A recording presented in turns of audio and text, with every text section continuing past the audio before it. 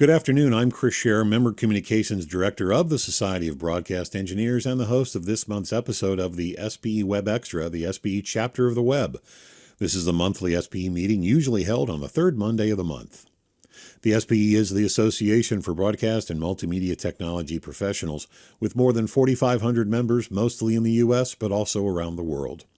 Today we're going to talk about one of the many educational efforts of the Society. The main focus is a program that is handled through the Ennes Educational Foundation Trust. We're talking about scholarships. But before we do, here's your SBE member update for June 17, 2024. There are a bunch of webinars by SBE on the calendar. War Stories streams July 18 at 2 p.m. Eastern Time. Jeff Welton and Kevin Trueblood bring stories from the trenches. Indoor Production Lighting for Broadcast Engineers Part 1 streams July 25th. Cindy Cavell talks with C. Webster Marsh and Javid Butler about lighting in the studio. The Spectrum Analyzer and VNA usage streams August 15th. Rick Daniel covers Spectrum Analyzer and Vector Network Analyzer Basics. And then on August 22nd, Indoor Production Lighting for Broadcast Engineers Part 2 is presented. Cindy Cavell, C. Webster Marsh, and Javid Butler return, and by the way, that'll be a 4-part series. For more information on these and all the webinars by SBE, go to sbe.org/webinars. The next SBE Leadership Development course will be held August 7 through 9 in Atlanta. The SBE has presented the SBE Leadership Development course since 1997, although its roots go back to 1965.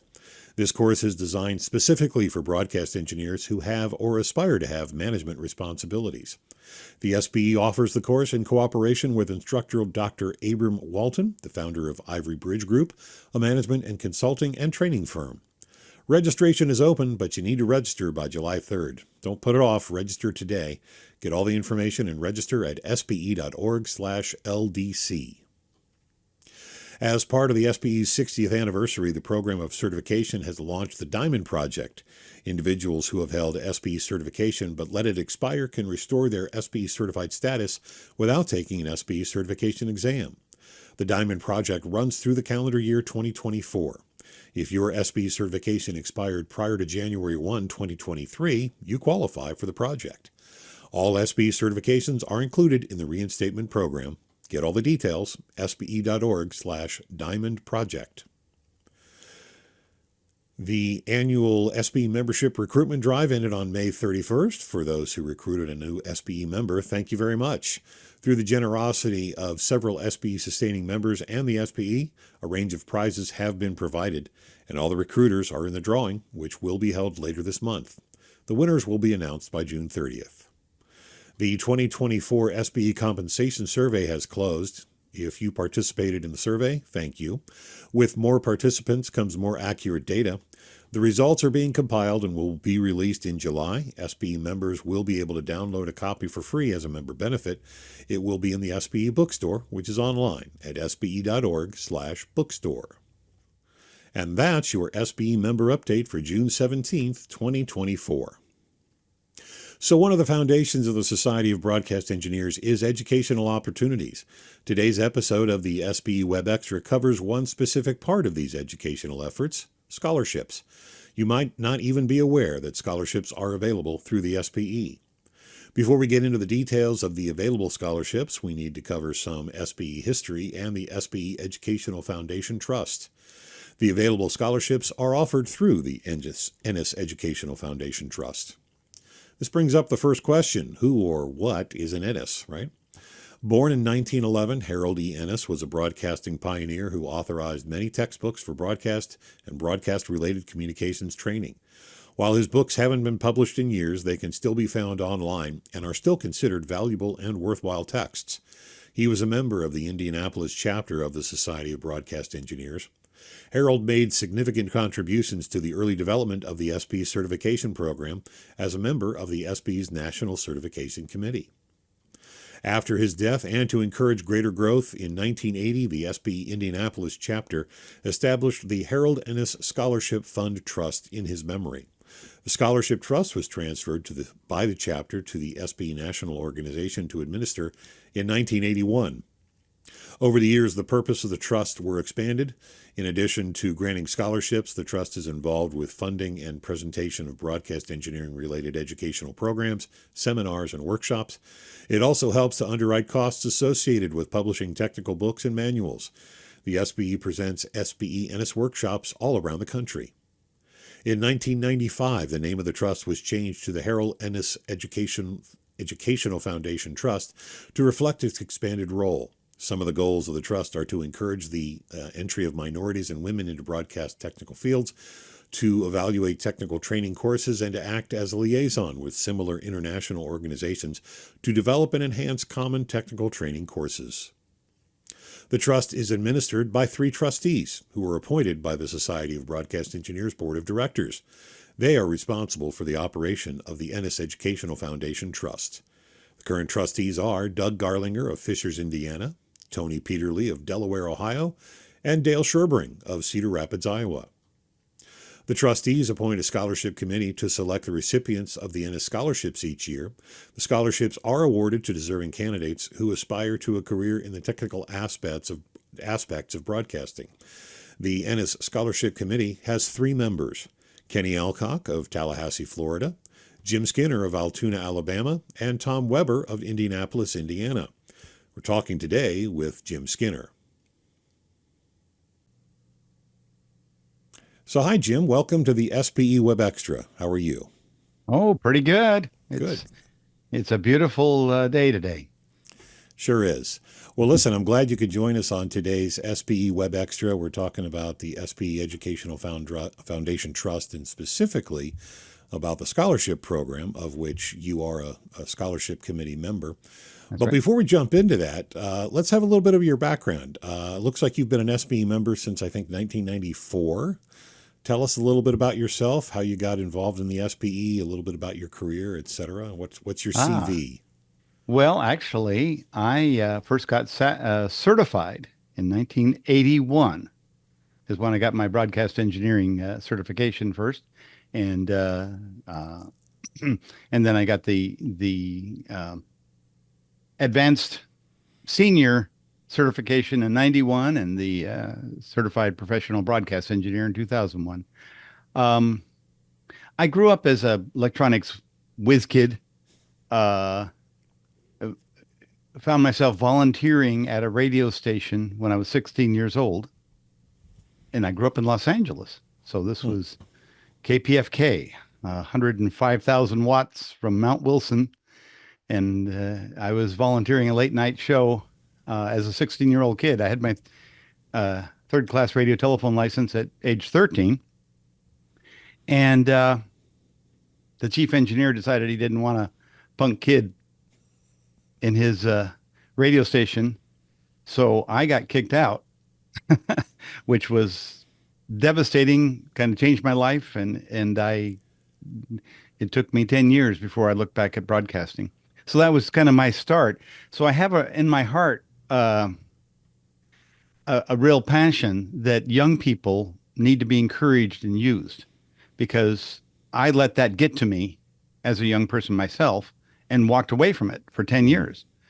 But I was living in the mountains of Colorado and started feeling real lonely.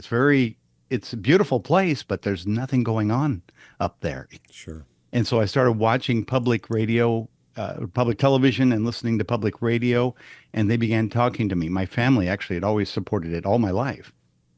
Even from 1959, we'd supported public broadcasting, but I never had much interest as a young person. But all of a sudden, here I am as an adult, lonely as all get out, and public broadcasting started talking to me. So they were building a public radio station in Boulder, Colorado in 1977, 78. And I moved down to Boulder and helped them build that station. And that got me back into broadcasting. And I got hired building a TV station in Colorado in 79. And so I was interested in SMT. And my brother had always been active in IEEE. That's how I got my start in electronics, actually. It was my older brother training me up as a kid. But so I went to this SMT meeting in Denver, Colorado, and it was a joint meeting with SBE. And I kind of go, well, what's this SBE?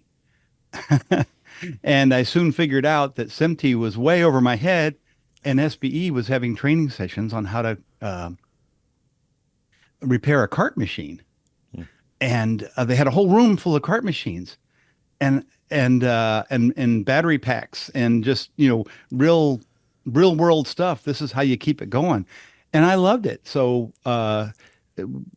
within a couple of years, I had joined SBE and became SBE certified broadcast engineer and never looked back. I've been a active member of SBE my entire career. I worked 40 years. I retired in 2019 and been less so since. But serving on this committee, I feel like I get a chance to encourage people that are looking for education.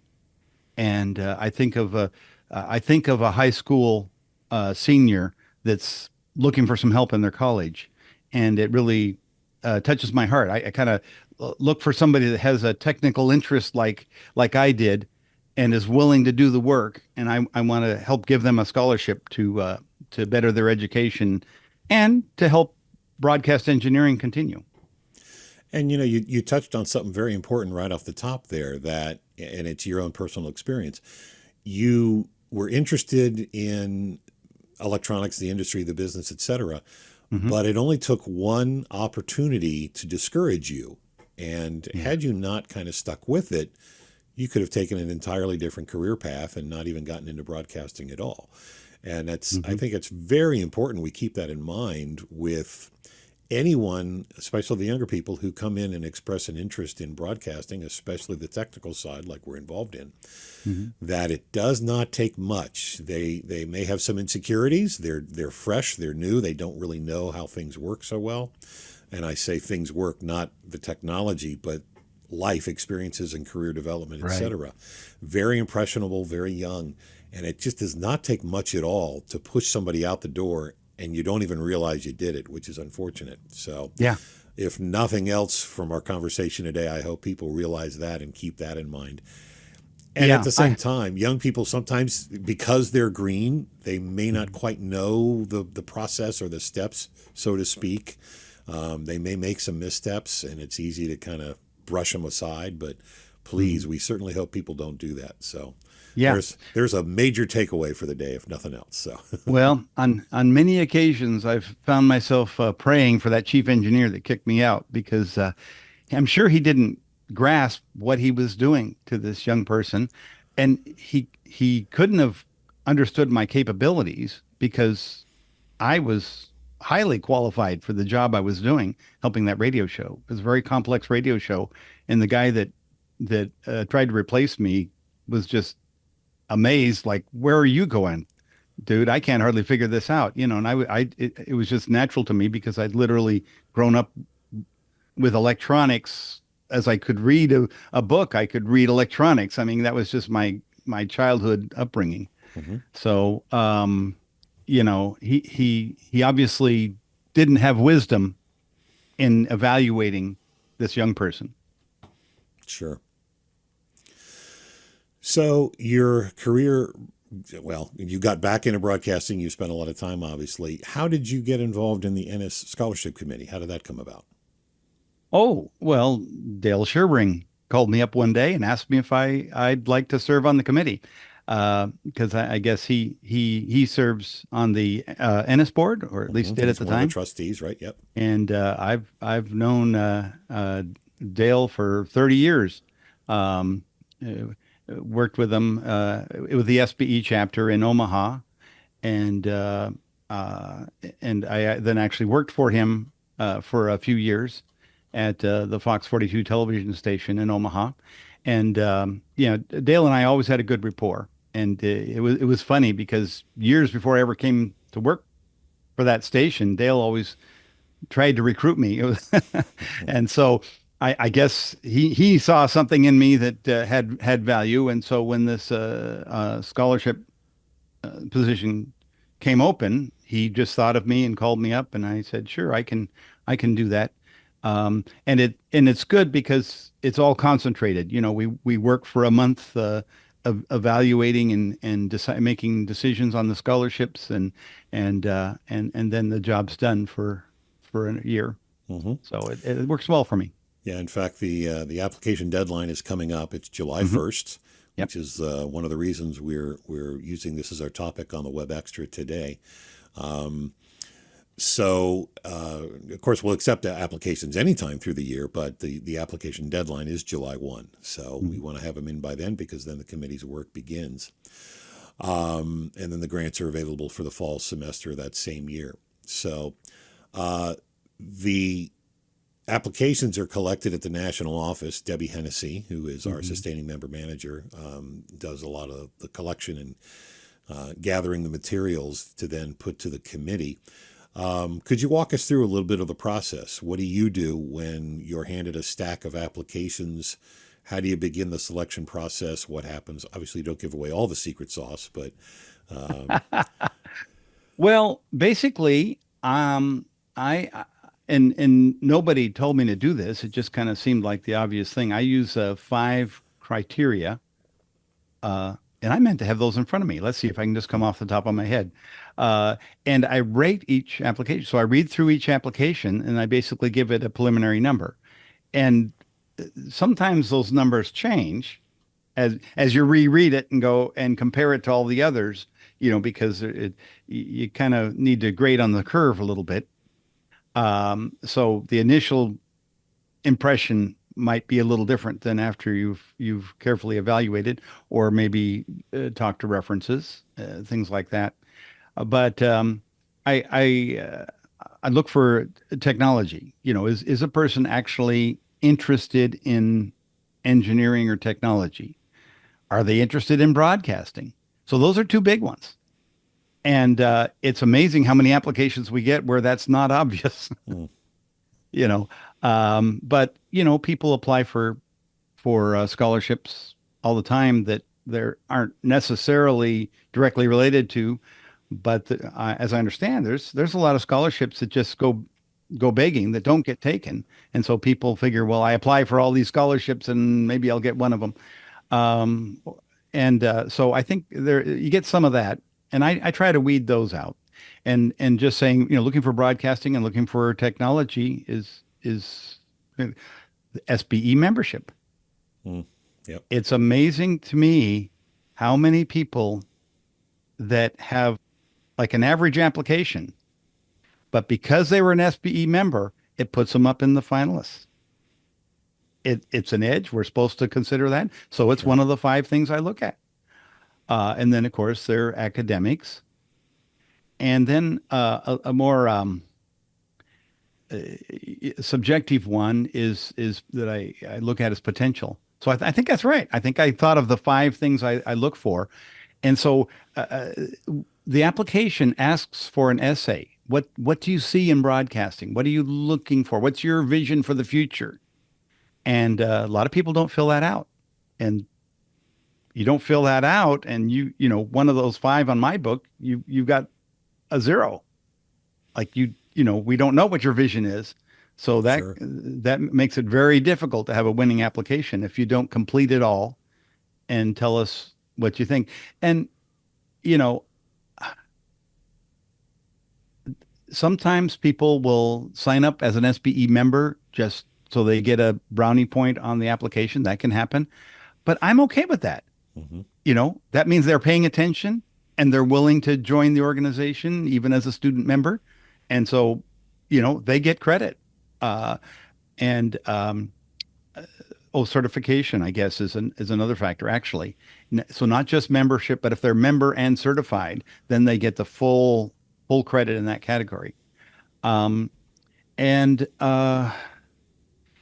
so it's those written initial numbers make it real quick and easy to have a short stack of the strong contenders. And some years we haven't had very many applicants, and just doing that the first time practically gives you the finalists. Then other years, because we have five positions. Other years we've had 10 or 12 strong contenders, and so then you got to go through, reread it, start Sure. calling the references and get more down to, okay, who really qualifies, who really needs the scholarship. Sometimes that's a consideration. I mean, if the person clearly has everything already taken care of and this is just bonus money for them, I'm less anxious to give them a scholarship than somebody that might not be able to go to school if they don't get it. Right. So and that's sort of a sixth factor that it's not on my first list, but it helps um, I think narrow down the finalists. Hmm. And you mentioned sort of either you call them tire kickers or the you can't win if you don't play type approach. Hmm. But just like a job interview, a job application process, applying for an additional scholarship or two, it's good experience, it's good training, Hmm.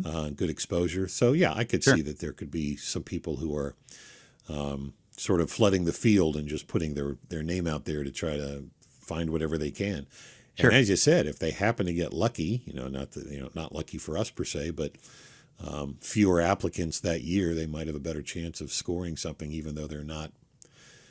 And no disrespect intended, but not the absolutely perfect ideal candidate in the eyes of someone who's determining who to get who should receive the scholarship. So, sure, sure. and I mentioned in the introduction that you have two colleagues on the committee. You have Kenny Hmm. Elcock and Tom Weber, who are also both a long experience with the SBE and Hmm. with the Education Committee. So Good man. you're not alone in the process. It's Nope, not just you.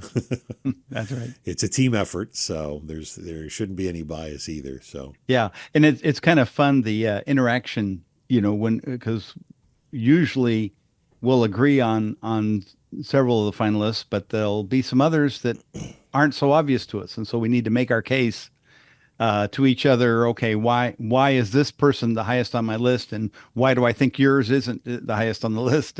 And we'll go back and forth on that, which is great. That's I think it's much better having three of us than if one person was deciding this. That would be less than ideal. sure, sure.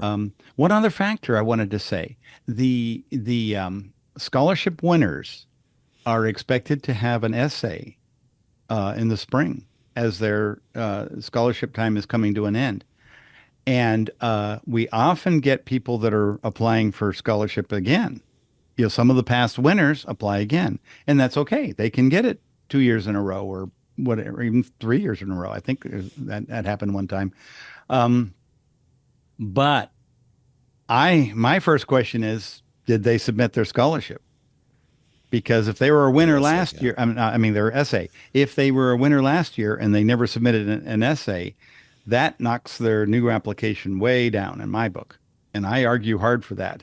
And the other guys sometimes go, "Is that really important?" I say, "Well, yeah, they're not being responsible. They're asked to do that." So I consider those essays important, and I know you I think you do too, Chris.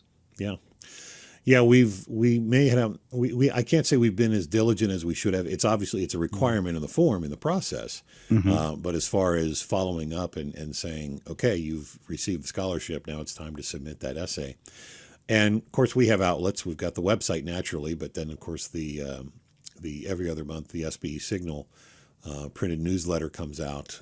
So there are certainly opportunities for us to use the material. Mm-hmm. Certainly don't want an applicant to think I spent the time writing this and then it sat there and languished and nothing ever happened to my work. Well, no, that's not the case at all. We'll find a way to use it by all Good. means. So Mm-hmm. Yeah. Well, right. And there's a pretty good chance that the winner of a scholarship is going to be able to offer us something, because they're the kind of person that we want to hear from. sure. Well, So, you touched on a whole bunch of ways to stand out and bring an application to the top. You mhm. kind of took the thunder out of my question line there. um, but I I didn't mean, mean to be so no, prepared. no, that's fine. I'm glad you are. It's great. By all means, I'm happy to go along this line. Um, are there? I'm trying to think. Are there any other elements you can think to offer for a suggestion? The application form itself. Is there something you often see that somebody maybe neglects to include that would help in some way, or maybe an applicant thinks, oh, this isn't quite as important. I won't spend quite as much time on this section as I will on another section, etc. Yeah. Well, it's I actually I'm not sure how to phrase this exactly, but early on when I first started doing this, the the diversity question, females, people of color, such, do they get an extra bonus? Uh, and some applicants make a big deal out of that, and that's fine. If they feel like they're the um, people that look like them don't get into broadcast engineering very much, and that I think that's a perfectly legitimate case to make and thing to consider. But ultimately, in my opinion, I feel like the most qualified person really needs to get the job, shall we say, get the scholarship, get the advancement, and we all need to work, whatever our background is, or whatever our gender is, or what country our parents were born in, or whatever. We've got to do the work, and we've got to be willing to put in the effort so that the employers and our college or whatever can use us and help us learn and develop. And any person that just rides along on some other factor, I think, is not doing themselves a service. And so I've chosen to not try to encourage that, but I'm looking for the person that's willing to do the work. And I don't care what color or gender they are.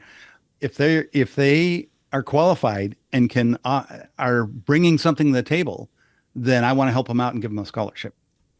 That's my take. So that's another factor that do you how much do you consider that? And to me, it's really the work ethic is the primary Hmm. thing to judge there. And obviously the other two people on the committee might see it a little different. They probably do than I do, but I just thought that's my viewpoint on it. Sure. And even if somebody doesn't receive a scholarship through the program, I'll go ahead and mention there are lots of opportunities for people newer to the industry to get involved, to get to know others. Hmm. We have our mentor program, we have our technical professional training program, Hmm. a slew of webinars, 2 new webinars a month plus, and other educational opportunities, and even Hmm. just going to a chapter meeting. As you Absolutely. said, if somebody joins and if he or she can make it to a local chapter meeting once in a while, meet some of the other people in town, really get some great insight. And whether or not the person joins some of the official SBE programs like the mentor program, do it more informally. Chances are you're going to meet somebody at a chapter meeting who may take you under the wing and steer you a little bit, give you some advice, show you what's going on. You usually get to see some pretty cool programs, tour some nice facilities, things like that. So, Oh yeah, you learn so much being an SBE member. It really helped my career a lot. I could easily say that my involvement in SBE did more than college studies uh, ever did for me. That because it's just real world. It's yeah, the things you use. That's what we talk about, and you hobnob with people that have done what you're trying to figure out, and they can help you. So yes, going to SBE meetings and getting SBE training is huge, and probably more helpful than that college that you're trying to get a scholarship for. Quite honestly, in my opinion. excellent. Colleges might not want to hear that, but Well, ah, oh, and obviously it depends on the program too, because sure. some are very practical. They're not just in theory. They're giving you real tools to do the job, and that's great. That's the kind of college you want to apply for. Yep, absolutely. A lot of the scholarship applicants even go on and maintain their membership, get certified, move up through the ranks. So it's certainly a good experience, Hmm. even if you don't get a scholarship. I hope nobody gets discouraged Yeah, just because he or she didn't win a scholarship. Sure. to pursue the career and stay involved and get involved. It's a great industry, and obviously you and I have made it part of our lives, and a lot of others have as well. So, Actually, I want to mention this because I know last year we had one applicant who was probably overqualified and had the resources to continue their secondary advanced degree and such. And so I recommended, and I think the other members too, that rather than giving them a scholarship, we wanted to invite them into help with the SBE, maybe even lead some seminars or whatever, because they were just so well qualified to be in leadership that I think we chose to encourage them that way rather than just giving them a scholarship for an advanced degree that quite honestly they could already still afford. They could already afford. So I think that can even happen too, which I thought was a fascinating situation. So we reserve the dollars for people that really needed it to continue their basic college education. very good. Well, Jim, I appreciate the time you took with us today to talk about the scholarship program on the My SBE Web pleasure. Extra.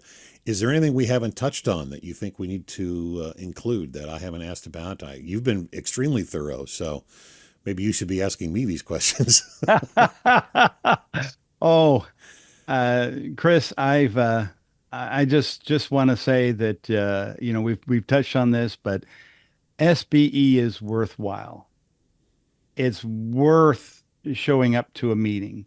It's worth getting to know the people. I mean, high class people get involved with the Society of Broadcast Engineers, and the social time is valuable because you're socializing with people of like-minded technology interest. And in the scholarship process, that's what we're focusing on. Because sometimes you have producers that want to produce content and aren't really interested in the technology, and that's good. I don't know if there's an avenue for them, and sometimes they get involved in SBE because they just want to be good at the technology. But I think folks like me that just think electronics, I walk into a room, what's the acoustics, what are the speakers like, what kind of microphone are they using? I mean, that my brain just works that way. And if you're that kind of a person, then SBE is where you need to be. Sure. That's just my belief. Absolutely. Very good. Well, once again, thanks for joining us on the SBE Web Extra as we talked all about the Ennes Educational Foundation Trust and Ennes Scholarship programs. Jim, always good to talk to you. Great to see you again. And thanks again for joining us today. I appreciate you, Chris. Have a wonderful day. Thanks, you too.